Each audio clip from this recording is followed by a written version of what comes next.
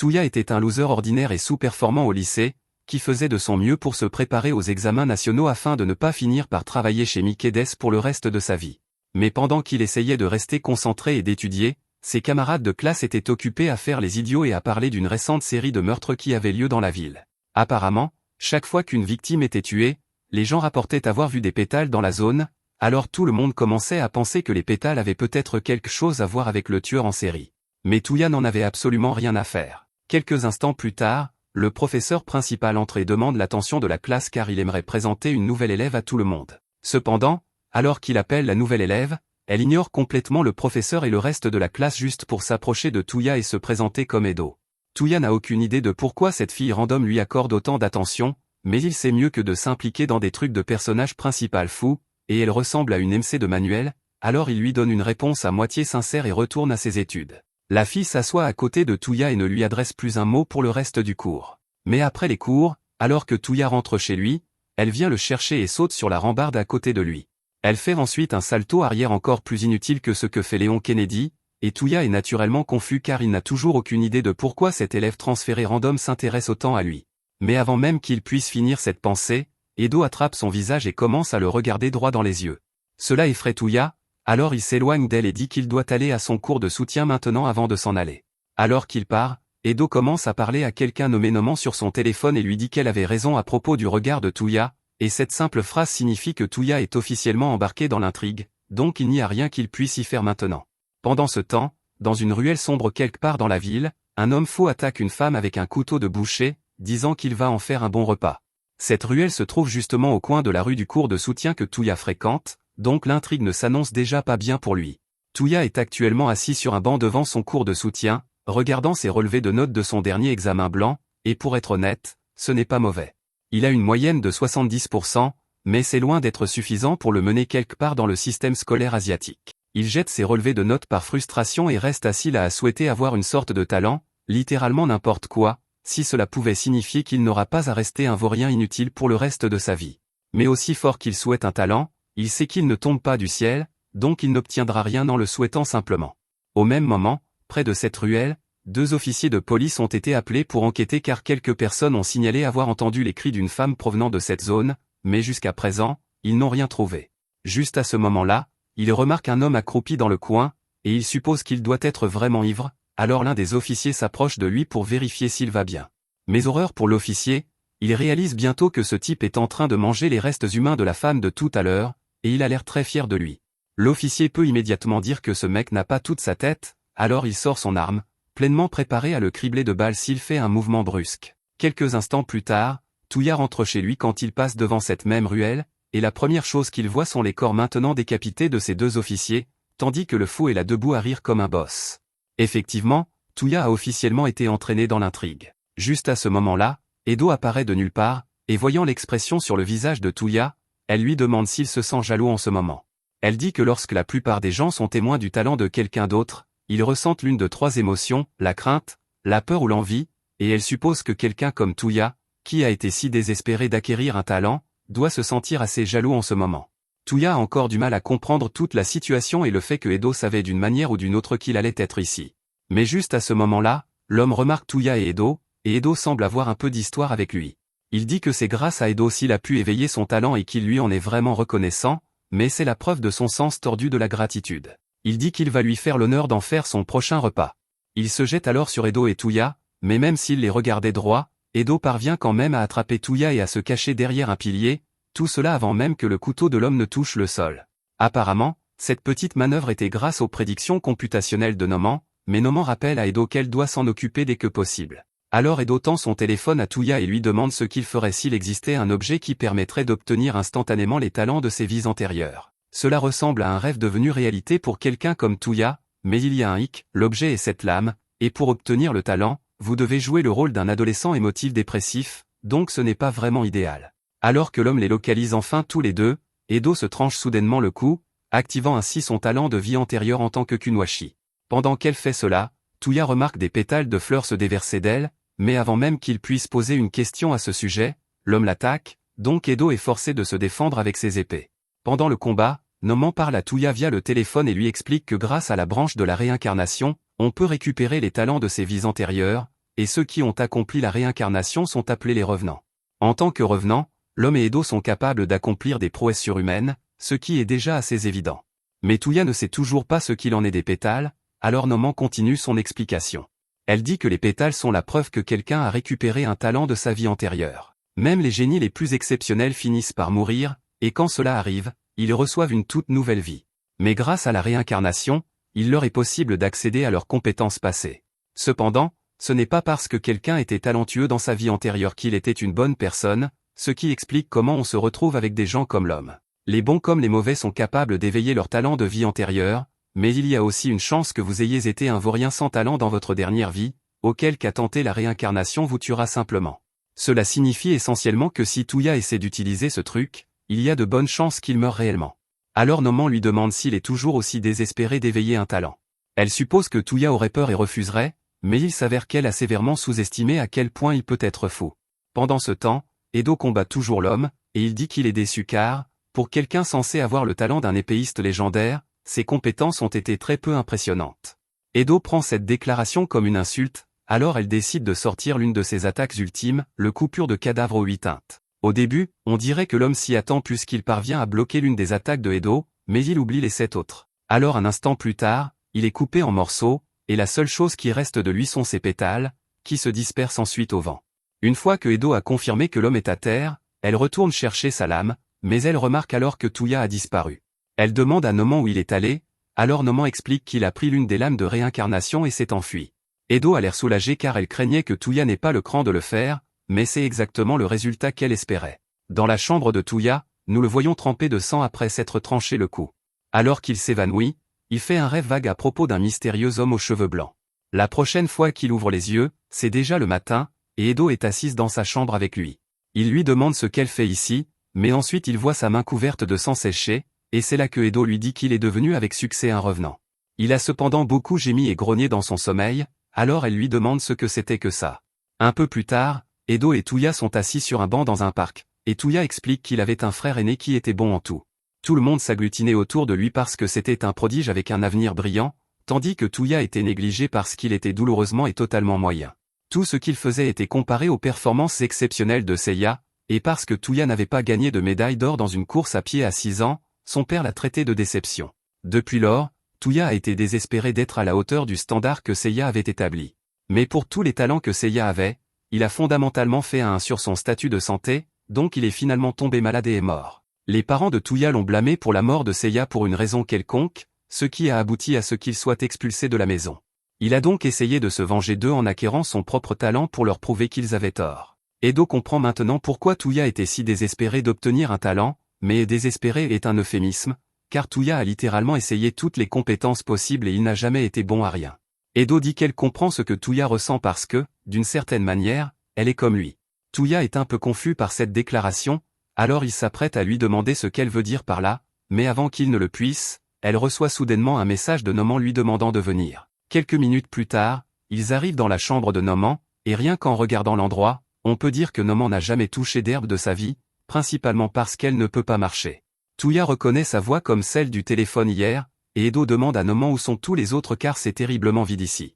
Noman explique que tous les autres sont actuellement en mission pour vaincre les revenants maléfiques. Après tout, c'est leur mission principale ici à la forêt des Grands.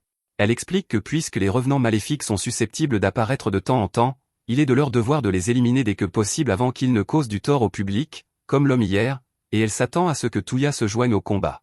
Tuya semble très coopératif pour quelqu'un à qui l'on vient de dire qu'il doit tuer d'autres personnes. Pour sa première mission officielle, il sera accompagné de Edo pour abattre un revenant maléfique nommé Vlad. Cependant, Noman dit qu'elle ne veut pas qu'il le tue tout de suite. Cette partie est un peu déroutante pour Edo car tuer les revenants maléfiques est son travail, mais Noman dit qu'elle veut rassembler des informations sur le talent de Vlad, donc ils doivent juste l'occuper pendant 10 minutes, et après cela, ils pourront le tuer. Elle mentionne également que la mission sera en attente jusqu'à dans 2 jours car ils doivent encore tester le pouvoir de revenant de Tuya. Plus tard dans la nuit, Tuya sort à la recherche d'une opportunité d'utiliser son pouvoir. À un moment donné, alors qu'il descend la rue, il aperçoit un cambrioleur qui vient de voler le sac d'une fille, et elle est en train de courir après le voleur, donc Tuya décide que c'est l'occasion parfaite. Ironiquement, le talent de Tuya s'appelle le bras droit du voleur, et comme prévu, c'est un talent de vol, alors que le cambrioleur le dépasse. Tuya parvient à plonger sa main dans le sac de la fille et à récupérer toutes ses affaires pour elle. Le voleur s'enfuit alors, complètement ignorant du fait que le sac est maintenant vide. Lorsque la fille atteint Tuya, elle se met à lui crier dessus pour ne pas avoir arrêté le voleur quand il en avait l'occasion, mais ensuite Tuya lui dit qu'il n'y a pas lieu de s'inquiéter car il a sorti toutes ses affaires du sac. La fille est d'abord reconnaissante pour son aide, mais ensuite elle se souvient que c'était un sac Birkin qui a été volé, et le sac lui-même vaut bien plus que ses affaires, alors elle continue de courir après le voleur. Le pouvoir de Tuya a une portée effective de 70 cm, ce qui est un énorme handicap car il n'a aucune capacité de combat évidente à proprement parler. Mais si Tuya parvient d'une manière ou d'une autre à être à portée pour activer son talent, il est capable de briser les lois de la physique pour voler tout ce qu'il peut attraper, indépendamment des obstacles physiques. Et son efficacité ne se limite pas non plus aux objets, car dans ce bref instant, Tuya est également capable de voler le sang dans les veines du voleur, donc il est actuellement effondré sur le sol. À tous égards, c'est un pouvoir qui semble maléfique, mais tant que Tuya ne l'utilise pas à de mauvaises fins, alors il n'y a pas de problème. Cela dit, ce type n'était pas un revenant, c'était juste un voleur ordinaire, donc une peine de mort pour avoir volé un sac à main semble un peu trop extrême. 2 jours plus tard, c'est l'heure de la mission pour éliminer Vlad, donc Edo et Tuya partent dans la forêt pour le combattre. Tuya doit rester à distance pendant que Edo mène la charge car il n'a pas beaucoup d'expérience au combat. L'objectif initial ici est juste d'occuper Vlad pendant 10 minutes pour que Noman puisse rassembler des informations sur lui. Mais le talent de Vlad lui permet de créer d'innombrables pointes acérées depuis le sol, ce qui rend difficile pour Edo de rester en sécurité tout en le combattant, donc elle finit par se faire poignarder à l'épaule par Vlad. Edo est hors de combat ici, donc même si les 10 minutes sont presque écoulées, Noman abandonne l'idée de rassembler des informations sur Vlad et dit à Tuya de sortir de là avant de se faire tuer aussi. Mais Tuya ne se sent pas à l'aise de laisser Edo mourir dans une telle situation. Vlad s'apprête à achever Edo quand, soudainement, un bras traverse sa poitrine, ce qui le prend au dépourvu car il est censé y avoir un mur de pierre derrière lui. Il s'avère que Tuya a utilisé le mur de pierre comme couverture pour atteindre l'intérieur du corps de Vlad. Vlad suppose qu'il avait l'intention de lui voler son cœur, mais parce qu'il n'est pas encore habitué à son pouvoir, il rate sa cible et finit par ne rien voler. Vlad se moque de Tuya pour avoir échoué à une occasion de victoire aussi claire, et étant donné les circonstances, il n'y a aucun moyen que Vlad perde contre lui maintenant qu'il sait quel est son pouvoir, donc Tuya et Edo sont à peu près condamnés. Cependant, juste à ce moment-là, une aura sombre remplit l'air, et une voix forte ordonne à Vlad de se retirer immédiatement. Vlad essaie de dire à son patron qu'il était sur le point d'achever ses gamins, mais son patron se fait très clair, Vlad doit se retirer immédiatement, alors il s'enfuit à contre-cœur, laissant Edo et Tuya en vie. Plus tard, Tuya se tient seul près d'un pont quand soudainement il est acculé par Vlad. Vlad exige qu'il rende ce qu'il lui a volé ce jour-là. Au début, Tuya essaie de faire l'idiot et de faire comme s'il ne savait pas de quoi Vlad parlait, mais Vlad dit qu'il sait que Tuya a dû voler son talent. Quand Tuya a attaqué Vlad, sa cible était le talent de Vlad depuis le début. Et le fait que Vlad soit venu ici seul pour essayer de le récupérer signifie qu'il n'a dû en parler à personne, ce qui est parfait pour Tuya car il veut garder secret son pouvoir de voler les talents. Pour s'assurer que cela reste secret, il active son pouvoir volé et empale Vlad avec ses propres pointes. Tuya n'est pas un héros, et il n'a aucun intérêt à protéger l'humanité. Tout ce qui l'intéresse, c'est d'acquérir autant de talents que possible, bon ou mauvais, afin de devenir la personne la plus talentueuse de la planète, et il ne laissera personne se mettre en travers de son chemin. Le lendemain matin, Noman appelle pour réveiller Eto, et elle est un peu confuse parce que, d'après ce qu'elle peut voir, on dirait que Tuya a passé toute la nuit à étudier, et elle ne pensait pas qu'il était le genre de personne à continuer à fournir des efforts inutiles alors qu'il a déjà éveillé un talent. Tuya ignore la déclaration de Noman et lui demande quel est le programme pour aujourd'hui, alors Noman l'informe qu'il va traquer un réincarnateur maléfique, mais avant cela, il y a une étape qu'elle aimerait qu'il fasse d'abord. Noman donne à Tuya les indications pour se rendre chez Eto car elle ne répond pas à son téléphone, et après être entrée, Tuya la trouve à moitié endormie et à moitié habillée au milieu de son dojo. Noman se met à crier après Eto pour sa paresse, mais Eto dit qu'elle a seulement fait la grasse matinée parce qu'elle a passé toute la nuit à entraîner ses compétences à l'épée. Une fois de plus, Noman ne comprend pas pourquoi quelqu'un s'embêterait à s'entraîner alors que les compétences qu'il possède déjà dépassent de loin tout ce qu'ils pourraient accomplir par leurs propres efforts, mais quoi qu'il en soit, Eto aime toujours s'entraîner quand elle le peut. Quoi qu'il en soit, la cible d'aujourd'hui est un clown voyou nommé Hisoka, qui cible les jeunes enfants et les attire dans la forêt pour en faire ses victimes. Peu de temps après, ils entrent sur le territoire du clown tueur, et il les attaque à vue parce qu'il s'attendait à ce qu'il se présente. Eto active immédiatement ses pouvoirs, et Hisoka suppose que ce sera facile puisqu'il n'a qu'à garder ses distances et utiliser son haine, mais avant qu'il ne puisse faire quoi que ce soit, Eto a déjà tranché son corps en deux, donc la mission est déjà terminée. C'est techniquement un succès, mais Noman est furieuse que Eto ait éliminé le clown si facilement alors que cela devait être une occasion de laisser Touya acquérir une vraie expérience de combat. Elle s'excuse d'avoir agi si vite, mais elle pensait simplement que le clown avait l'air d'une cible facile, donc elle n'a pas pu s'en empêcher. Cependant, il semble que Eto et Touya n'étaient pas les seuls à rechercher le clown, car il y avait toute une équipe d'intervention qui le suivait, et maintenant qu'ils ont vu Eto abattre le clown si facilement, ils décident de la suivre également pour découvrir le secret de ses répandeurs de pédales. Plus tard dans la nuit, Eto traque un autre réincarnateur maléfique, mais soudain, un tas de pommes tombe devant Gen, et une seconde plus tard, il est plaqué au sol par une force énorme. Gen lutte beaucoup, mais il finit par parvenir à se glisser hors du champ de gravité pour continuer à s'enfuir, et le réincarnateur Newton est très impressionné qu'il ait réussi à surmonter autant de gravité par lui-même. Comme le gars est de nouveau en fuite, c'est au réincarnateur Einstein de l'arrêter, alors elle utilise la théorie de la mécanique quantique pour se téléporter juste à côté de Gen, puis téléporter son bras hors de son corps. Une fois Einstein de retour, Newton la félicite pour son bon travail mais lui demande pourquoi elle n'a pas simplement téléporté la tête du gars pour finir rapidement. Cependant, elle dit que tuer les cibles est le travail du soldat, donc elle ne voulait pas lui voler la vedette. Juste à ce moment-là, un pistolet est pressé contre l'arrière de la tête de Gen et on lui ordonne de se rendre, mais à cet instant, il utilise son autre main pour saisir une paire de ciseaux et lacère les deux yeux et le cou du soldat. Gen est sûr que cela aurait dû suffire à tuer le soldat, mais un instant plus tard, il reçoit une balle dans la poitrine car le soldat n'est pas un homme ordinaire. C'est le soldat mort-vivant réincarnateur, donc il ne peut littéralement pas mourir, et ce n'est pas tout.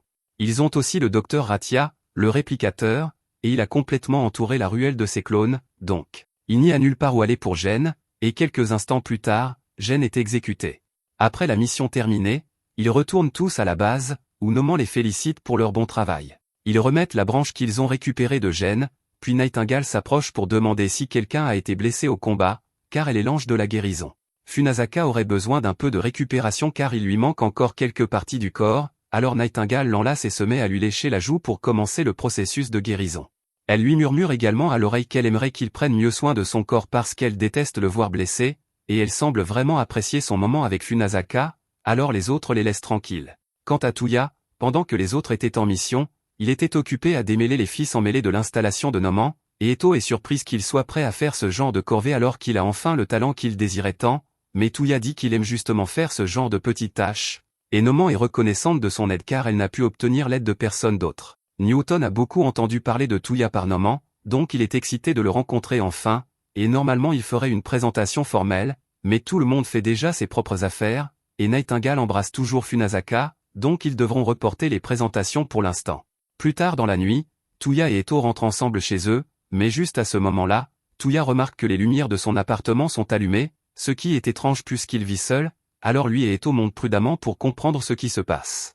Une fois à l'intérieur, Touya trouve un vieil ami à lui, Itsuki, assis dans sa chambre. Itsuki commence à dire que Touya a exactement la même apparence même si cela fait des siècles qu'ils ne se sont pas vus, et voyant qu'Itsuki est un ami de Touya, Eto décide de se présenter. Touya mentionne que malgré son apparence, Itsuki est en fait exceptionnel en arts martiaux, au point qu'il a été salué comme un enfant prodige aux côtés du frère de Touya, et il est actuellement le chef d'une unité de force spéciale dans l'armée. Ce n'est pas un méchant, mais Touya le trouve vraiment agaçant car il saisit toutes les occasions pour se vanter de ses réalisations. Après s'être installé, Touya demande à Itsuki ce qu'il fait ici, alors il explique qu'il a entendu dire que Touya avait beaucoup séché les cours récemment, donc il était inquiet qu'il lui soit arrivé quelque chose, mais il semble qu'il se soit inquiété pour rien car il suppose que Touya a juste été occupé avec sa nouvelle petite amie.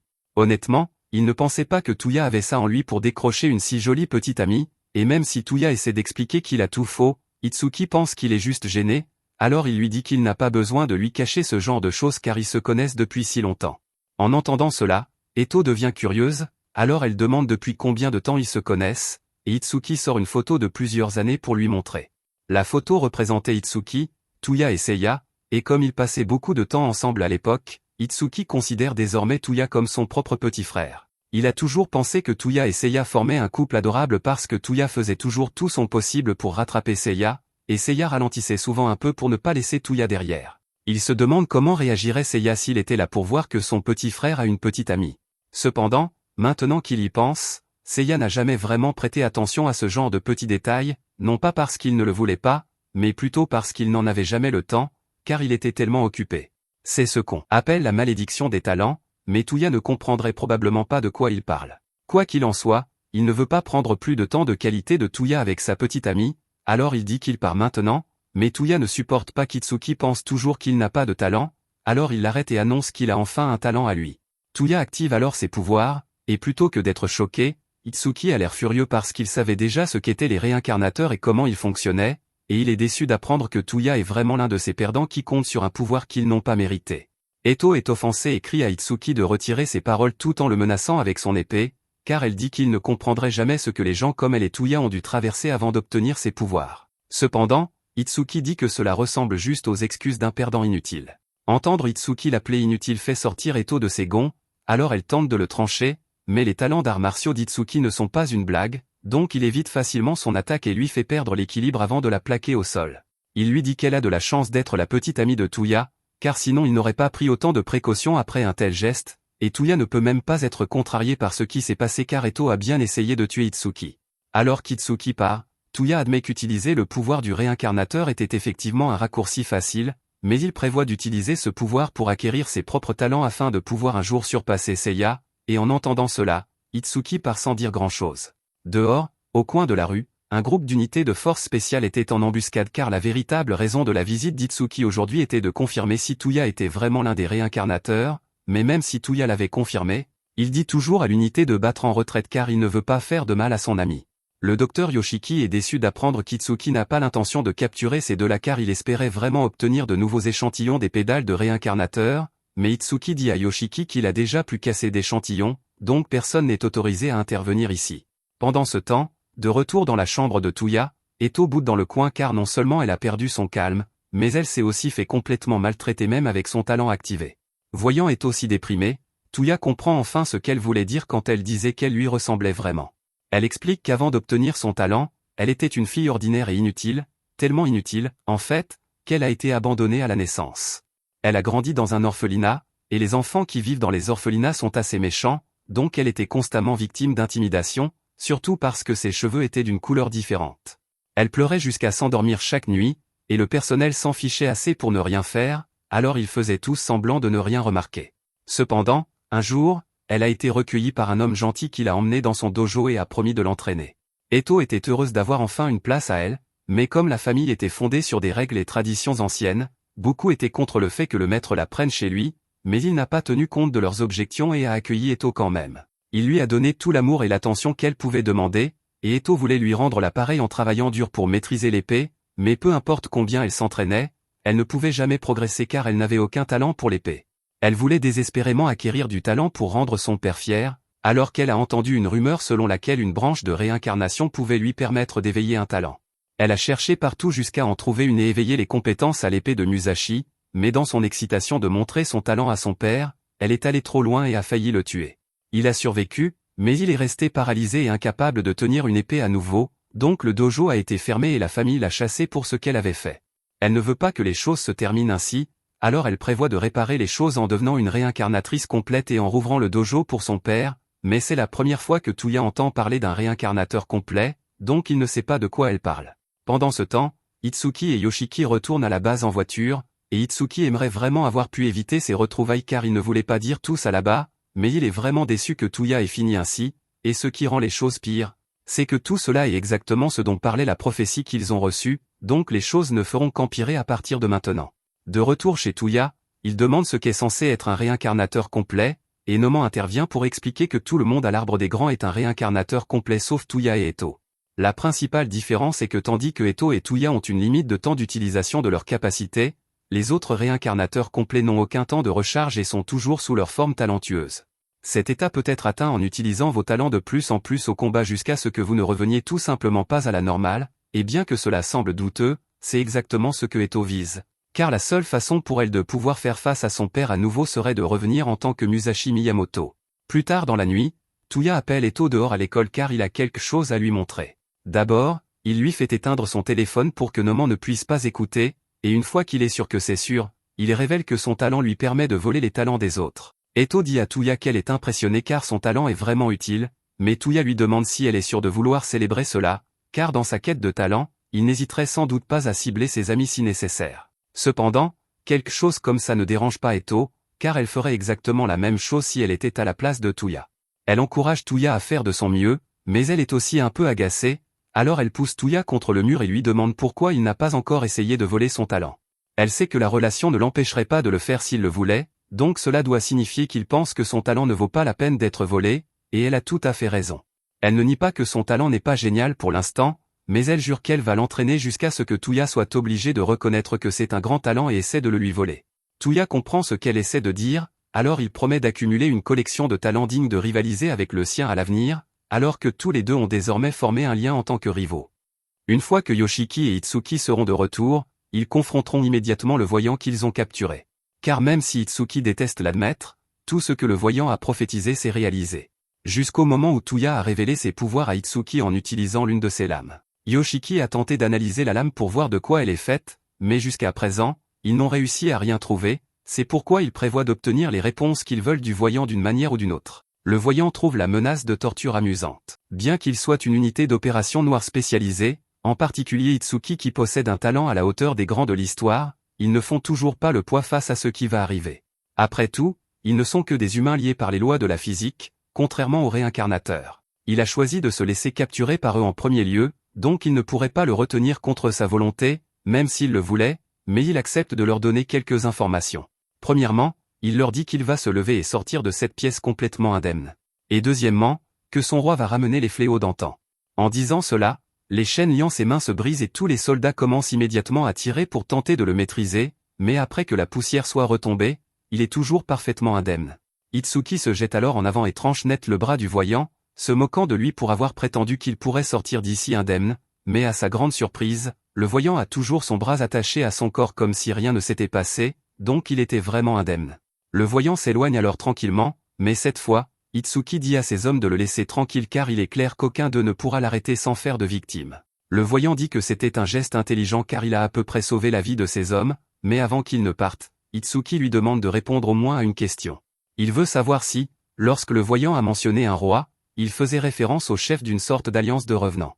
Cependant, le voyant lui dit que ce n'est rien de tel. Il y a certains revenants qui ont formé une sorte d'alliance comme le groupe de l'Arbre des Grands, mais dans son cas, il est simplement un humble serviteur du roi des revenants. Pendant ce temps, retour à l'Arbre des Grands, Newton raconte à tout le monde comment il a failli être attaqué par un second revenant alors qu'il effectuait une extermination. Noamant lui demande s'il peut lui donner des détails sur le pouvoir du revenant ou ce qu'il pouvait faire, mais Newton ne sait pas vraiment comment l'expliquer. La meilleure façon qu'il a de le décrire est que c'était comme une sorte de brouillard noir, et en entendant cela, Eto et Tuya réalisent que ça doit être le même gars qui est intervenu dans leur combat contre Vlad. Noamant et Einstein semblent particulièrement troublés quand elle réalise qui c'est, et quelques instants plus tard, alors que Newton s'apprête à demander ce qui ne va pas, l'homme lui-même apparaît sur tous les écrans de la base. Il salue joyeusement tout le monde présent et mentionne comme il est merveilleux qu'ils aient gagné de nouveaux amis, mais il va devoir détruire ce petit rassemblement. Leur devise est que ceux qui ont du talent sont obligés de l'utiliser pour le bien du monde et que ceux qui ne sont pas d'accord avec cette règle doivent être éliminés, mais le roi pense que c'est une règle idiote car le talent devrait être une chose de liberté que l'on peut utiliser comme on le souhaite. C'est pourquoi il va se débarrasser d'eux afin de pouvoir avancer avec son plan. Après cela, le roi disparaît et Newton est vraiment perplexe car il ne comprend pas ce qui vient de se passer. Il demande à Noamant qui était ce type, mais elle est trop préoccupée pour lui répondre. Car ce qui vient de se passer prouve que le roi est vraiment le cerveau derrière toute l'activité maléfique des revenants qui a eu lieu récemment. Einstein est particulièrement contrarié car elle n'arrive pas à croire que le roi ait survécu, mais il n'y a plus moyen de le nier maintenant. Noamant explique à tout le monde que le revenant qu'ils viennent de rencontrer était le roi tyran Xiangyu et qu'il possède le talent de combat le plus puissant qui soit. En plus de cela, il est aussi l'un des membres fondateurs de la Forêt des Grands. Les autres n'avaient jamais été informés de cela auparavant, mais la Forêt des Grands n'a pas toujours été aussi grande qu'elle l'est maintenant. Elle ne comptait autrefois que 5 membres, donc Xiangyu, et ils avaient un leader qui croyait que les talents devaient être utilisés pour l'amélioration du monde, c'est pourquoi la mission de la Forêt des Grands s'est centrée sur l'aide à l'humanité.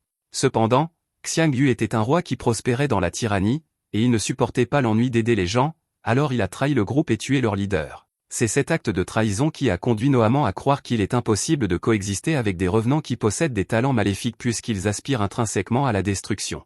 Par conséquent, ils doivent être détruits pour le bien de l'humanité. Einstein bouillonne de rage parce qu'elle pensait avoir tué Xiangyu la dernière fois, et elle jure qu'elle l'achèvera pour de bon la prochaine fois qu'elle le verra, mais Newton lui dit de se calmer car c'est une mauvaise idée. Cependant, Einstein n'est pas d'humeur à être calmé, alors elle lui donne un coup de poing au visage et lui dit de se taire car il ne pourrait jamais la comprendre. Newton déteste vraiment le fait qu'Einstein passe directement au coup de poing quand elle est en colère, mais il lui dit qu'il ne dit pas qu'elle devrait simplement laisser Xiangyu s'en aller. Il veut juste dire qu'elle ne devrait pas y aller seule parce qu'ils ont une équipe de revenants puissants qui sont tous prêts à l'aider. Noamant dit aussi qu'elle pense qu'ils peuvent gagner tant qu'ils travaillent tous ensemble, donc ils organiseront une bataille générale pour éliminer Xiangyu et, espérons-le, anéantir les revenants maléfiques une fois pour toutes. Ils sont sur le point de partir, mais avant qu'ils ne partent, Noamant appelle Phonosaka et lui donne un message secret. Une semaine plus tard, Noamant parvient à localiser la base de Xiangyu, et toute l'équipe est prête à lancer une attaque surprise. Juste à ce moment, le revenant Jules César court vers Eto, et il semble vraiment attaché à elle, mais Eto ne veut rien avoir à faire avec lui, alors elle continue d'esquiver ses avances.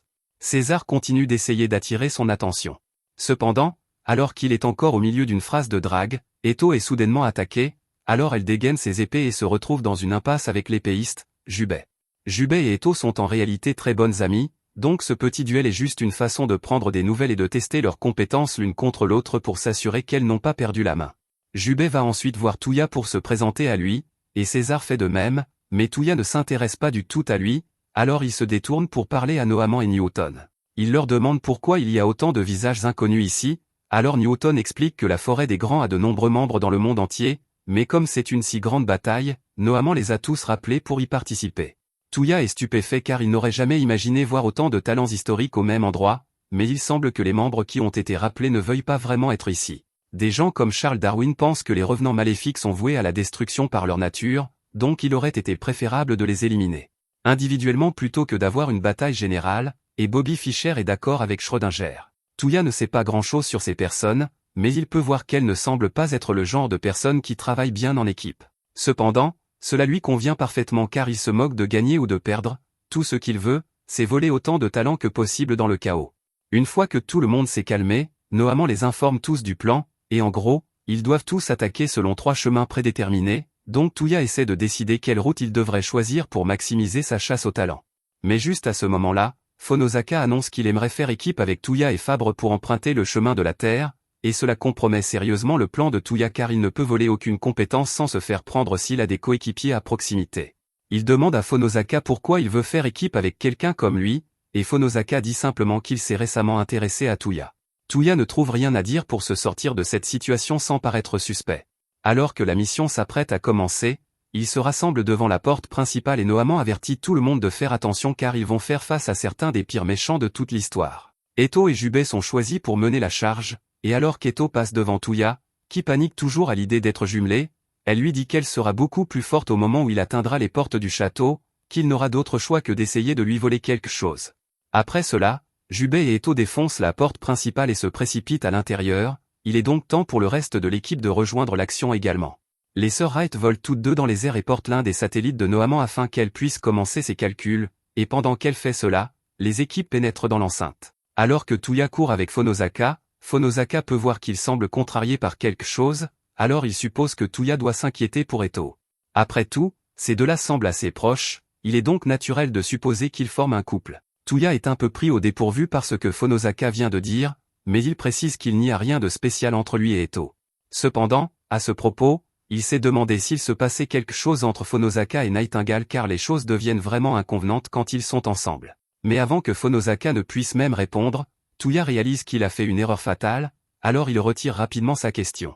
Jusqu'à présent, il a pris un soin particulier à ne pas s'impliquer dans la vie personnelle des membres de la forêt des grands car il ne voudrait pas s'attacher à eux et hésiter au moment de voler leur talent, mais il a failli glisser. Un instant plus tard, une main géante sort de la forêt et tente d'attraper Touya, mais Phonosaka le tire hors de danger à temps. Cependant, bien qu'ils soient en sécurité pour l'instant, ils vont quand même devoir combattre ce groupe, et l'étrangleur semble être problématique à gérer.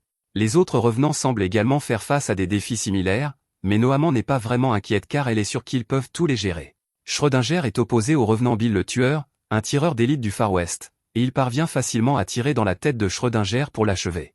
Cependant, un instant plus tard, Schrödinger apparaît juste derrière lui, et Bill ne comprend pas ce qui se passe car il est sûr d'avoir tiré sur Schrödinger il y a un instant. Schrödinger le confirme également, mais par la nature de sa capacité, même s'il a reçu une balle dans la tête, il existait un univers alternatif où ce n'était pas le cas, donc il est simplement passé dans celui-ci, à la place. Son pouvoir lui permet de manipuler la probabilité de tout résultat. Par exemple, même s'il n'est pas particulièrement bon pour viser avec un pistolet, Il peut choisir une réalité où il parvient à faire un parfait tir dans la tête par pure chance, et quand il fait cela, il ne peut essentiellement jamais manquer. Quant à Darwin, il est opposé au rouge éventreur, un revenant dont les griffes peuvent trancher n'importe quoi, mais l'éventreur n'est pas le seul à posséder des griffes car la capacité de Darwin lui permet de faire évoluer tous les traits ou caractéristiques nécessaires pour gagner un combat, donc battre l'éventreur ne sera pas un défi pour lui. Et de même, Bobby Fischer et les autres ne luttent pas non plus, mais Eto commence à être agacé car Jubei ne cesse de lui voler tous les adversaires puissants avant qu'elle n'ait la chance de se battre. Cependant, Touya et Phonosaka n'ont pas la tâche aussi facile que les autres car l'étrangleur est trop coriace pour qu'ils puissent le battre seul. Juste alors, Phonosaka dit à Touya de continuer à avancer et de le laisser derrière, ce qui surprend assez Touya, mais Phonosaka dit que tout ce qui compte, c'est qu'il gagne la bataille dans l'ensemble. Il sort alors son pistolet et commence à tirer sur les spires avant de lancer une grenade sur l'étrangleur, mais la grenade ne fait pas grand-chose car l'étrangleur encaisse l'explosion et se dirige droit vers Phonosaka. Cependant, à la dernière seconde, Touya intervient pour le sauver et il s'apprête à activer son pouvoir, mais juste à ce moment-là, l'étrangleur tombe raide mort sur place. Touya ne comprend pas ce qui vient de se passer, alors Phonosaka explique que c'est l'œuvre de Fabre, le revenant au talent de furtivité, et comme il est capable de bloquer toute perception de ses mouvements, il a pu injecter à l'étrangleur une dose mortelle de poison pour le tuer. Dès que Touya entend cela, il se dit à quel point ce serait génial s'il pouvait voler ce talent pour lui-même, mais il devrait trouver un moyen de surprendre un détenteur de talent invisible. En même temps, Phonosaka appelle Nohaman et lui demande si elle est sûre de vouloir qu'il surveille Touya car Touya lui semble plutôt digne de confiance jusqu'à présent, mais elle se méfie de lui depuis un moment car il semble trop intéressé par les talents des autres et il éteint souvent son téléphone pour échapper à sa surveillance, donc elle pense qu'il pourrait travailler pour Xiang Yu. Pendant ce temps, dans la tour de l'horloge, l'un des subordonnés de Xiang Yu, un tireur d'élite, est posté et se prépare à éliminer les frères Wright pour faire tomber le satellite de Nohaman, mais Nohaman avait déjà anticipé et posté un tireur d'élite à elle à un endroit différent pour éliminer le tireur d'élite de Xiang Yu. Cependant, elle n'avait pas prévu que Xiang Yu avait déjà préparé un second tireur d'élite à un endroit différent, donc les jumeaux reçoivent une balle dans la tête et Nohaman regarde avec horreur deux de ses compagnons connaître une fin atroce. Et la situation ne fait que commencer car Xiang Yu a toujours ses 5 généraux en embuscade pour anéantir la forêt des grands. Pendant ce temps, du côté de Touya, Phonosaka réalise qu'il vient de perdre le contact avec Nohaman, et pendant qu'il est distrait, 2 attaquants tentent de le mettre hors d'état de nuire. Cependant, Touya intervient et utilise le pouvoir de Vlad pour les arrêter, mais Phonosaka reconnaît le pouvoir comme étant l'une des capacités des revenants maléfiques, ce qui le pousse à soupçonner que Touya est vraiment un espion. Touya panique et dit à Phonosaka qu'il n'est pas un ennemi travaillant pour les mauvais réincarnateurs, et alors qu'il dit cela, à sa surprise, Phonosaka le croit réellement et baisse son arme. Touya est soulagé, mais il ne comprend pas pourquoi Phonosaka le croirait sur parole. Mais Phonosaka dit simplement qu'il n'est pas aussi analytique que Nohaman. Même si Touya lui semble vraiment suspect en ce moment et qu'il a caché une partie de son talent, il est aussi vrai qu'il a révélé son talent en essayant de le sauver, et il détesterait ignorer cet acte de gentillesse, alors il choisit de faire confiance à Touya. Cela dit, il lui demande d'expliquer ce qui se passe afin de comprendre toute l'histoire. Un peu plus tard, Touya explique tout à Phonosaka, et Phonosaka semble très bien comprendre. Touya collectionne les talents dans le but de surpasser son frère Seiya, et il comprend pourquoi Touya cacherait quelque chose comme ça parce que Nohaman pèterait un câble si elle le découvrait. Phonosaka se tourne alors vers Touya et lui dit qu'il le soutient dans sa quête de collection de talents, et cela surprend énormément Touya. Phonosaka ajoute que, bien sûr, il n'est pas prêt à abandonner son talent à Touya, mais à part ça, cela lui importe peu parce qu'il a pris Touya en affection. Touya ne comprend toujours pas pourquoi Phonosaka est si compréhensif, mais Phonosaka lui dit qu'il ferait mieux de continuer à avancer pour l'instant. Phonosaka sait que les humains sont contradictoires par nature, et même si Touya ne l'a peut-être pas réalisé à propos de lui-même, il est aussi gentil qu'il est avide de talent. Après tout, il n'a pas hésité à révéler son talent pour le sauver ni à expliquer ce qui se passait quand on le lui a demandé, et cette nature contradictoire est la preuve que Touya est encore un humain, donc il ne pourrait pas être un espion. Juste à ce moment, Touya s'arrête et demande à Phonosaka s'il y a une raison pour laquelle il a choisi de devenir un revenant, et il y avait probablement une raison, mais Phonosaka s'excuse et lui dit qu'il ne sait pas quelle était cette raison parce qu'il n'a aucun souvenir de l'époque où il était encore humain. Pendant ce temps, chez Nohaman, après la mort des frères Wright, les autres se mettent immédiatement en position pour défendre Nohaman parce que si elle est vaincue, alors la forêt des grands est finie. L'un crée plusieurs clones et se place devant Nohaman pour former un bouclier humain, mais il est immédiatement fauché par des tirs nourris, et Eya réalise qu'il doit y avoir un autre tireur d'élite à l'œuvre, donc elle doit les éliminer avant qu'ils n'atteignent Nohaman. Au même moment, Touya et Phonosaka atteignent enfin l'une des portes du château, mais alors qu'ils s'apprêtent à passer, la porte est soudainement explosée par l'un des mauvais réincarnateurs. Touya parvient à s'en sortir indemne car il s'est caché derrière un débris, mais Fonazaka a été blessé. Cependant, cela n'a pas d'importance puisqu'il est immortel. L'ennemi se plaint alors que Fonazaka a mis si longtemps à arriver, et Fonazaka dit à Tuya qu'il peut rester en retrait parce qu'il sait que ce type ne veut que se battre contre lui. Après tout, il n'est autre que Rude le Phénix.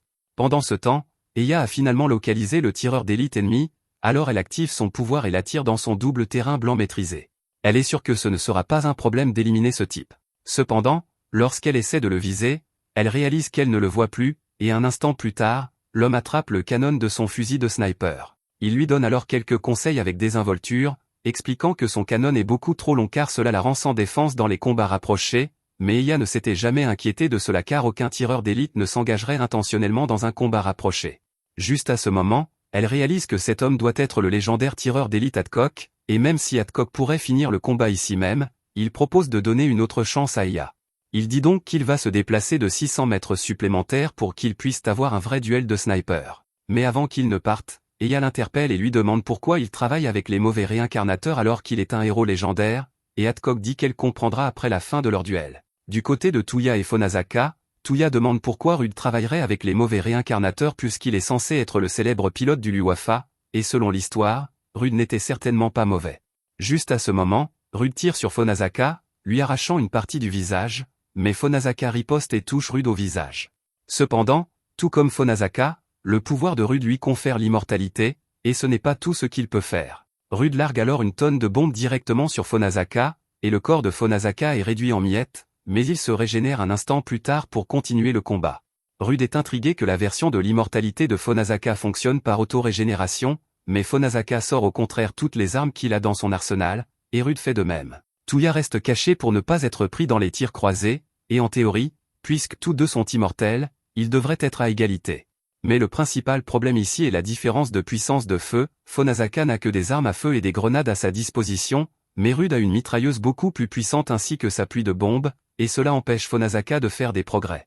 La seule personne qui pourrait potentiellement renverser la situation dans un cas comme celui-ci est Fabre, mais Fabre est actuellement perdu dans la forêt car les navigateurs ne fonctionnent plus. Juste à ce moment, il tombe par hasard sur deux mauvais revenants assis au milieu de la forêt, et il se dit qu'il pourrait aussi bien les éliminer puisqu'ils ne peuvent pas se défendre contre quelqu'un qu'il ne voit pas. Cependant, à sa grande surprise, le gros homme se précipite vers lui, et il ne comprend pas comment c'est possible puisqu'il devrait être complètement invisible à la détection. La personne sur la chaise est Hitler, et il possède le pouvoir de stratège, c'est pourquoi il a déjà déduit les capacités de tous les membres de la forêt des grands.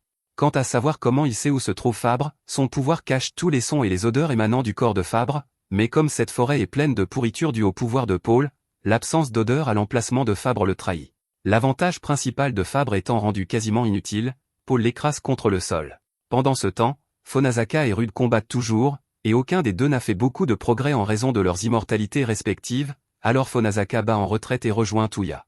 Il dit à Tuya qu'il ne peut rien faire ici car les capacités offensives de Rude sont supérieures aux siennes, mais Tuya peut voir que Fonazaka semble s'amuser. Fonazaka ne le nie pas, puisque ce combat est plutôt amusant, mais à son avis, ils ne peuvent pas gagner dans l'état actuel des choses. Tuya demande alors si cela va être une impasse, mais Fonazaka dit à Tuya qu'il y a une limite à l'utilisation que peut faire un revenant de ses pouvoirs, même avec quelque chose comme l'immortalité. Donc avec Fonazaka qui subit la plupart des dégâts dans ce combat, ce n'est qu'une question de temps avant qu'il n'atteigne sa limite. Pendant ce temps, Eya affronte toujours Adcock dans son domaine, et elle est excitée d'avoir enfin un défi à sa hauteur. Mais ensuite elle voit Adcock sortir de sa couverture les deux bras levés. Elle n'en croit pas ses yeux car elle n'aurait jamais imaginé que quelqu'un d'aussi compétent que Adcock se rende si soudainement. Mais Adcock n'a jamais eu l'intention de se rendre en premier lieu, il avançait simplement pour pouvoir amener Eya à portée de son propre domaine. Une fois qu'il est assez proche, celui-ci passe d'une simple toundra enneigée à sa jungle enneigée, et c'est là que le véritable combat amusant commence pour eux deux. Pendant ce temps, retour dans la forêt, Newton et Einstein marchent ensemble, mais Einstein est absolument terrifiée car elle ne peut pas du tout utiliser son pouvoir de téléportation dans cet endroit. Juste à ce moment, elle entend un bruit venant des buissons à proximité, alors elle s'accroche à Newton comme si sa vie en dépendait. Mais en y regardant de plus près, elle réalise que c'est juste Darwin. Cependant, alors qu'elle s'apprête à lui crier dessus pour lui avoir fait une peur bleue, Darwin s'effondre en une flaque de gloop juste devant ses yeux. Einstein est sur le point de crier de terreur, mais Newton lui couvre la bouche car s'il y a quelqu'un dans la forêt assez fort pour éliminer Darwin, alors ils sont probablement encore à proximité. Et Newton avait raison car Hitler et Paul sont juste au coin. Hitler pense que c'était un peu prétentieux de la part de Darwin d'appeler son pouvoir l'évolution alors que tout ce qu'il faisait était de lui donner les caractéristiques d'animaux existants, donc il n'a pas été très difficile à battre. Mais cela mis à part, Hitler demande à Schrödinger combien de temps il compte encore rester caché derrière cet arbre. Schrödinger est là depuis un moment déjà, mais il n'a pas encore bougé car chaque option à laquelle il pense a 0% de chance de succès, donc il n'y a littéralement rien qu'il puisse faire. Il finit par renoncer à utiliser son pouvoir et improvise, pointant son arme sur Hitler, mais cela ne fonctionne pas car Paul l'écrase et le pourrit instantanément en gloupe. Immédiatement après, une épée est lancée sur Paul, mais il parvient à l'attraper et à la pourrir également.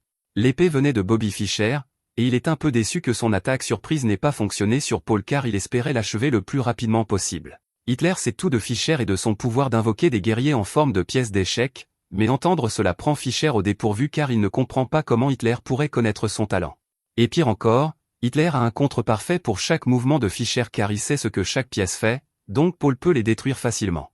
Si c'était une véritable partie d'échecs, Hitler admet que Fischer aurait gagné, mais dans le monde réel, la force de votre pièce compte tout autant que votre stratégie, et Paul ici est bien plus fort que tout ce que Fischer peut créer.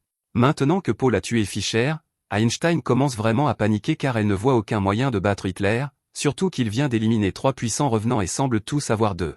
Newton voit qu'Einstein n'est pas dans le meilleur état d'esprit en ce moment, et à en juger par ce qu'ils ont vu Hitler faire jusqu'à présent, Newton est sûr qu'il doit déjà savoir qu'ils sont là. Alors il sort et dit à Einstein qu'il va se charger de tout le combat pour elle. Dès que Paul a Newton dans son viseur, il enfonce son poing dans le sol, envoyant une vague de pourriture vers Newton. Newton parvient à sauter dans un arbre pour ne pas être dissous, et il sait qu'il a dit qu'il allait se charger du combat, mais honnêtement, il ne voit aucun moyen de battre ce type pour l'instant.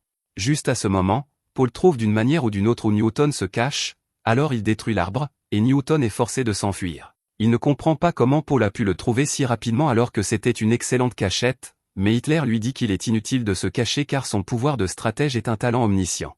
C'est exactement pourquoi il sait qu'Einstein se cache derrière cet arbre là-bas et que son pouvoir est la translocation, qui lui permet de déplacer des régions de l'espace avec elle à l'intérieur pour se téléporter. Cependant, le fait qu'elle ne se soit pas encore téléportée signifie qu'elle ne peut pas utiliser son pouvoir pour l'instant, et la raison en est qu'elle ne peut se téléporter qu'entre des endroits qu'elle a physiquement enregistrés en y marchant sur ses propres pieds. Entendre Hitler décrire son talent avec autant de précision envoie des frissons dans le dos d'Einstein, et Newton voit qu'elle est terrifiée. Mais juste à ce moment, il remarque une petite belette sur le sol, et quand il la ramasse, il aperçoit un symbole sur son ventre qui lui révèle la vérité sur le talent d'Hitler. Avec cette information, il parvient à prendre Paul par surprise au moment où il allait attraper Einstein, et cela attire l'attention d'Hitler car il est impossible que Newton ait attaqué depuis l'angle mort de Paul par hasard. Il a donc dû réaliser la vérité sur le fonctionnement de cette technique. En gros, Newton a compris que le symbole qu'il a vu sous la belette permettait à Hitler de partager ses sens avec elle, et qu'il a placé ces symboles dans toute la forêt. C'est ainsi qu'il a pu garder un œil sur tous les revenants qu'il a tués jusqu'à présent et découvrir quels étaient leurs pouvoirs. Et quant à savoir comment il connaissait le pouvoir d'Einstein, même si elle ne l'a jamais utilisé dans la forêt, Xianggu a probablement tout dit à Hitler puisqu'il connaissait Einstein à l'époque où il faisait partie de la forêt des grands. Hitler est impressionné que Newton ait réussi à comprendre la vérité sur ses pouvoirs si rapidement, et il complimente Newton sur son talent. Mais ce n'est pas parce qu'il a compris le truc que cela change leur situation. Après tout, ils ne peuvent pas se débarrasser de toutes les marques qu'Hitler a placées dans la forêt, donc leurs seules options sont soit de s'enfuir, soit de mourir au combat contre Paul. Cependant, Newton a encore un tour dans son sac. Puisqu'il n'a pas utilisé du tout son pouvoir depuis son entrée dans la forêt, cela signifie qu'Hitler ne sait pas ce qu'il fait et n'a pas encore élaboré de contre-stratégie. Donc tant qu'il peut trouver une ouverture pour attaquer, il a encore une chance. Pendant ce temps, Rude et Fonasaka sont toujours bloqués dans leur combat, et Fonasaka a trouvé comment surmonter la différence de puissance de feu en attrapant et en renvoyant simplement les bombes de Rude vers lui. Mais sa régénération commence vraiment à ralentir après tous les dégâts qu'il a subis. Cela dit, Rude commence aussi à montrer des signes de fatigue, donc ce n'est qu'une question de temps avant que l'un d'eux ne perde sa puissance en premier. Et malgré la menace d'une fin imminente, tous deux semblent vivre le meilleur moment de leur vie car c'est le plus amusant qu'ils aient eu depuis des lustres. Le premier souvenir dont Fonasaka se souvient est celui de son réveil en tant que revenant, et il sut instinctivement qu'un talent s'était éveillé en lui, mais en contrepartie, tous ses souvenirs devinrent flous et brumeux. Cependant, il se dit que c'était un prix insignifiant à payer pour une telle puissance, et peu de temps après, il fut intégré à la forêt des grands, où Newman lui dit qu'il œuvrerait pour le bien de l'humanité. Au début, il fut submergé par l'émotion à l'idée de se voir confier un dessein aussi grandiose. Ainsi, on l'envoya sur des champs de bataille aux 4 coins du monde pour se battre, et avec son talent, il put aisément accomplir des choses dont aucune personne ordinaire n'aurait été capable. Mais avec le temps, il s'ennuya car gagner des batailles comme celle-ci était bien trop facile pour lui, alors il commença à se demander si renoncer à ses souvenirs en valait vraiment la peine pour une existence aussi fade. Retour au présent, Fonazaka vient de se faire arracher le bras, et sa régénération est bien plus lente qu'avant. Touya s'élance devant lui, essayant de le défendre, mais Rudel dit à Touya de rester en dehors de ça. Cependant, étrangement, Rudel ne tire pas du tout sur Touya. Touya pense que la raison est plus profonde que le simple désir de Rudel de préserver le duel entre lui et Fonazaka.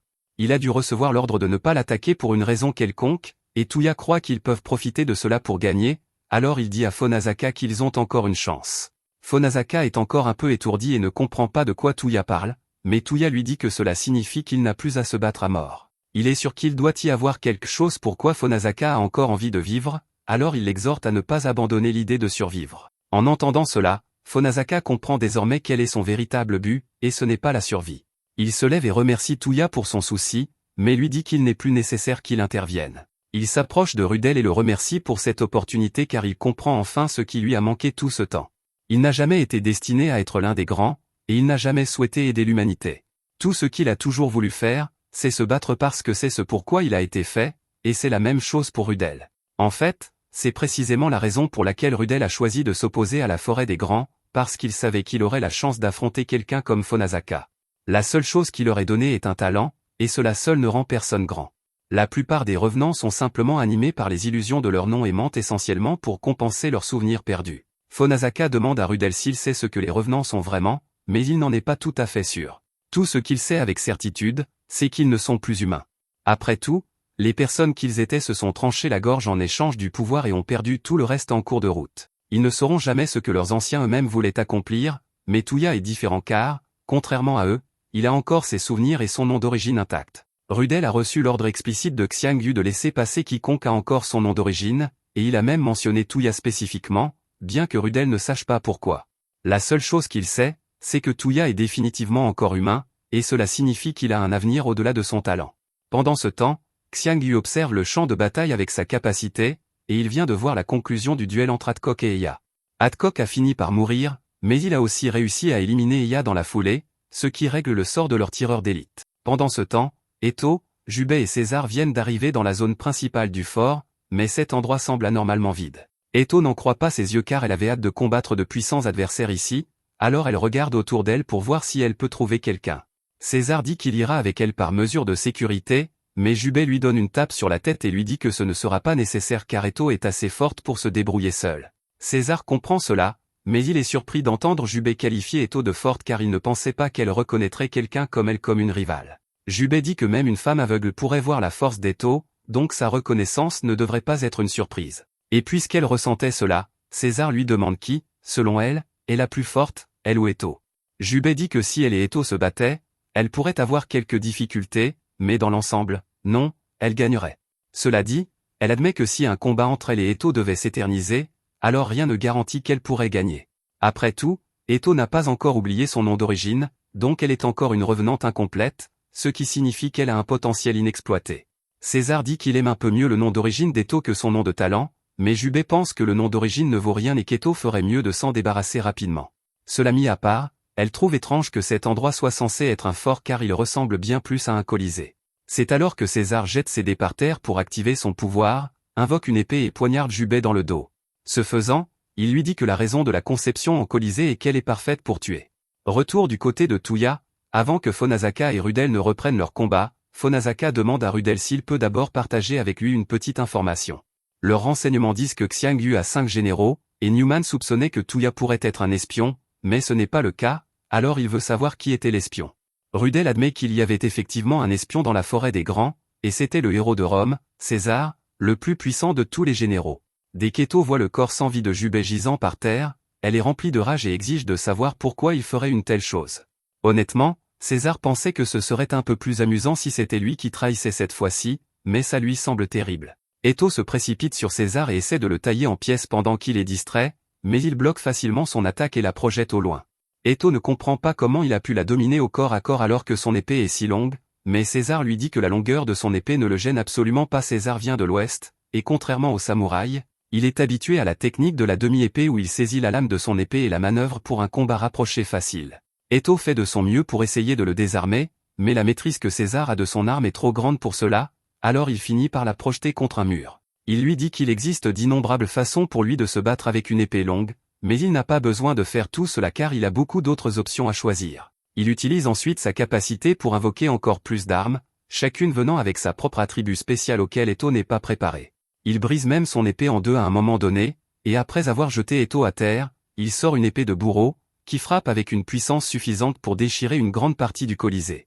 Cependant, il n'a pas touché Eto car il essayait juste de lui montrer l'étendue de son pouvoir. Sa capacité lui permet de manier n'importe quelle arme avec une parfaite compétence, et en fait, ce n'est même pas son talent principal. Son talent principal est en fait de type stratégie, donc c'est plutôt un sous-talent qu'il possède par hasard. Eto ne peut pas croire que quelqu'un d'aussi puissant que César ait choisi de les trahir, mais César dit qu'il n'a simplement jamais été de leur côté pour commencer.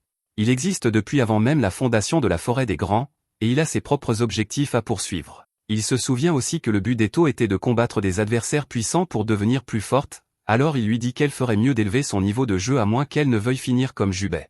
Mais Eto est furieuse de voir César manipuler le corps de Jubei avec autant de manque de respect, et alors que sa colère monte, son pouvoir commence à augmenter, ce qui surprend César. Néanmoins, il est excité de voir ce qu'une revenante incomplète peut vraiment faire. Au même moment, Newton et Einstein sont toujours en pleine confrontation contre Hitler et Poe, et ils ne peuvent pas faire grand-chose ici, alors ils se sont simplement enfuis tout en provoquant Poe de temps en temps. L'idée est que, puisque leur seul moyen d'attaque est le pouvoir de Newton, ils doivent s'approcher suffisamment pour attaquer Poe tout en s'assurant de pouvoir sortir de la portée de décomposition de 6 mètres de Poe.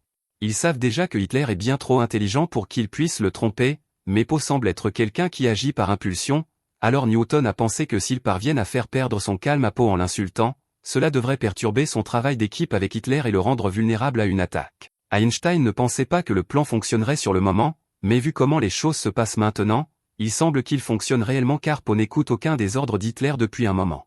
Poe lance alors une attaque de décomposition sur Newton contre les ordres d'Hitler, et Newton pensa que c'était l'occasion parfaite pour contre-attaquer puisqu'il est déjà hors de la portée effective de 6 mètres de Poe. Mais juste à ce moment-là, Hitler se met à rire parce que Newton est en fait tombé dans son piège.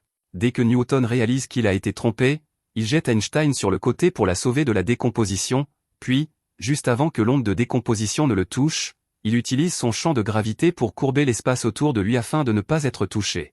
Hitler est impressionné que Newton ait pu penser assez rapidement pour trouver un moyen de survivre à cette attaque, mais il n'a plus nulle part où courir maintenant. Hitler l'informe que la portée d'attaque effective réelle de Poe est de plus de 50 mètres, donc limiter ses attaques à 6 mètres plus tôt et faire croire que Poe avait perdu le contrôle faisait partie intégrante du plan d'Hitler. Newton s'excuse auprès d'Einstein et lui dit que c'est la fin du chemin pour lui, alors elle devrait s'éloigner pendant qu'elle le peut encore. Mais Einstein ne supporte pas l'idée d'abandonner Newton, alors elle se téléporte devant lui. Hitler est surpris de voir cela car il ne s'attendait pas à ce que l'un des soi-disant grands imbus d'eux-mêmes essaie d'en sauver un autre alors que c'est sans espoir. Newton lui dit aussi que ce n'est pas une bonne idée car elle va ainsi se faire tuer, mais Einstein est bien consciente du risque et ne pourrait pas vivre avec elle même si elle l'abandonnait. Juste à ce moment, Poe attrape l'épaule d'Einstein, et normalement, c'est là qu'il la désintègre, mais au lieu de cela, il jette Einstein contre Newton. Puis Hitler dit qu'il est disposé à déclarer match nul. Tous deux restent sans voix car ils ne savent pas de quoi Hitler parle, alors il explique qu'il semble que Poe ait décidé de les laisser vivre, et lui-même n'a aucun moyen de les tuer même s'il le voulait, alors ils survivent. Newton lui demande s'il est sûr de vouloir faire cela car ils reviendront certainement le chercher à l'avenir s'il les laisse partir, mais Hitler dit que cela n'a pas d'importance parce qu'il prévoit de mourir aujourd'hui de toute façon. Cette bataille a toujours dû se terminer par l'annihilation des revenants maléfiques, et il l'a accepté, c'est pourquoi il avait simplement l'intention d'éliminer autant de revenants de Newman que possible. C'est aussi pourquoi Hitler n'a aucun intérêt à les tuer tous les deux, le fait qu'ils n'aient pas eu une confiance illusoire en leur talent et qu'ils aient choisi de se protéger mutuellement montre qu'ils ont encore un côté humain, alors il leur dit de chérir leur humanité restante. Après cela, Poe utilise son pouvoir sur lui-même et sur Hitler, et alors qu'il se désintègre, Hitler dit qu'il a un conseil à donner à Newton et à Einstein, ils ne devraient pas croire tout ce que Newman leur dit. Après la disparition d'Hitler et Poe, Newton et Einstein retournent au camp de base, et là, ils découvrent que Newman et Nightingale sont les seuls restants. Voyant que Newton et Einstein sont blessés, Newman dit à Nightingale d'aller les soigner. Pendant que Newton est soigné, il commence à interroger Newman sur toute cette opération. Maintenant qu'ils y pensent, il est difficile de croire que l'organisation de Xiangyu existe dans le but de plonger le monde dans le chaos comme Newman le leur a dit. Parce que si c'était vraiment son but, Il aurait pu accomplir bien plus en divisant simplement ses forces et en les envoyant dans différentes régions du monde plutôt que de toutes les rassembler ici pour une confrontation directe. Newman refuse de répondre à leurs questions et leur dit au lieu de cela qu'ils sont en train d'être lavés par l'ennemi, mais Newton ne tombe pas dans le piège. Il lui dit qu'elle ferait mieux de commencer à expliquer ce qui se passe réellement, sinon, il devra lui faire cracher la vérité de force. Mais avant qu'il ne puisse faire quoi que ce soit, Nightingale active sa capacité secondaire, et soudainement, Newton se tait. Newman dit alors à Newton que ce n'est pas très amical de la menacer ainsi, et à la grande surprise d'Einstein, Newton change complètement de discours et est maintenant d'accord avec Newman. Einstein ne comprend pas ce qui se passe car elle et Newton avaient discuté de ce qu'il ferait si Newman ne révélait pas la vérité avant de revenir, mais maintenant Newton agit totalement différemment. Elle réalise bientôt que ce sont Nightingale et Newman qui ont fait cela à Newton, alors elle leur crie d'annuler cela. Mais alors Newton frappe Einstein avec une explosion de gravité. Pendant ce temps, retour du côté de Touya, le combat entre Fonazaka et Rudel vient de se terminer, et même si Fonazaka a réussi à sortir vainqueur, il ne tiendra pas beaucoup plus longtemps. Il n'a aucun regret car c'est le plus de plaisir qu'il a eu depuis longtemps. Comme dernier vœu, il demande à Touya de prendre son talent. Touya dit qu'il ne peut pas faire cela car même s'il a dit qu'il était prêt à tout pour obtenir un talent, il ne veut pas voler Fonazaka maintenant qu'ils sont amis. Cependant, Fonazaka dit qu'il veut le lui confier quand même car il le mérite plus que quiconque il connaît. De plus, Fonazaka va bientôt mourir, alors il préférerait que quelqu'un comme Touya mette son talent à bon usage. En entendant cela, Touya accepte à contre-cœur le vœu de Fonazaka en lui volant son talent. Après cela, Touya continue dans la forteresse, et à sa grande surprise, il trouve un château entouré des tombes de tous les grands qui sont morts. Et à l'intérieur, Touya se retrouva face à face avec Xiangyu.